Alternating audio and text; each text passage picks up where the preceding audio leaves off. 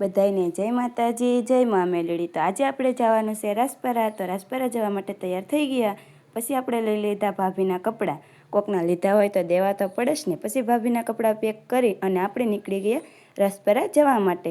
તો અમારે તો અહીંથી જંગલમાંથી જવું પડે, જંગલમાંથી રસ્તો છે એટલે નાથી જ જવું પડે। પછી આપણે આવી ગયું મેલડી માતાનું મંદિર। તો તમે બધા દર્શન કરી લેજો। પછી આપણે ભૂગી ગયા ભૂતરા દાદાએ।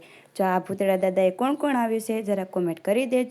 પછી તો આપણે મંદિર જોતાં જોતાં આવી ગયા દરિયા તરફ। આપણે પાસે તો હમાન છે એટલે આપણે થોડુંક ધીમે ધીમે હાલવું પડે। પછી આપણે આવી ગયું હોડકું લેવા અને આવી રીતને હોડકામાં બેઠી અને રાસપરા જવું પડે। તો આ હોડકામાં કોણ કોણ બેઠું છે જરા કોમેન્ટ કરી દેજો। પછી તો આપણે હોડકામાં બેઠીને ઘડીક નખરા કરી લીધા। પછી તો દોવડાવેથી હોડી ખેંચવા માંડી। પછી હોડીમાં બેઠીને આપણે જવા નીકળ્યા રાસપરા। પછી તો આપણે કાંઈક આ ફેરવવાનું મળી ગયું તો ઘડીક આપણે ફેરવી લીધું। પછી આવી ગયું નાનું હોડકું, એમાં પાછું બેઠવાનું અને પછી આપણે ઉતરવાનું। પછી તો આપણે પહોંચી ગયા આપણા ભાભીના ઘરે।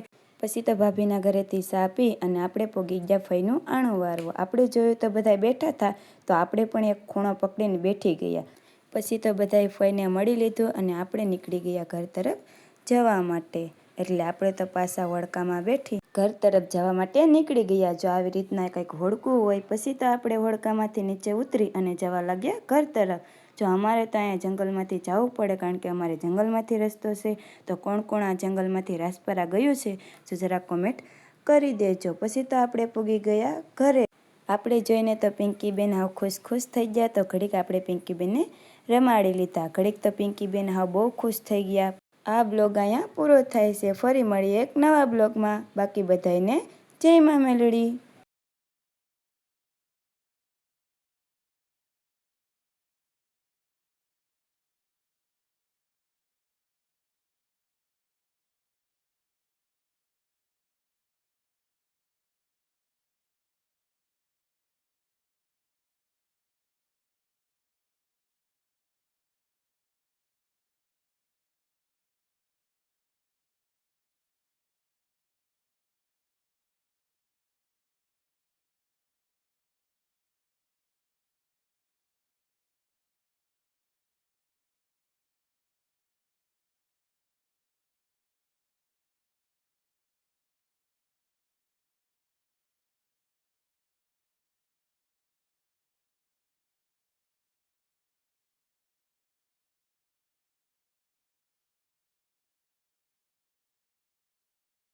પછી તો એને મમ્મીને ઘડીક રમાડી લીધા પિંકીબેને। પછી પિંકીબેન તો હાવ તો આ બ્લોગ અહીંયા પૂરો થાય છે। બધાને જય માતાજી અને જય મા મેલડી।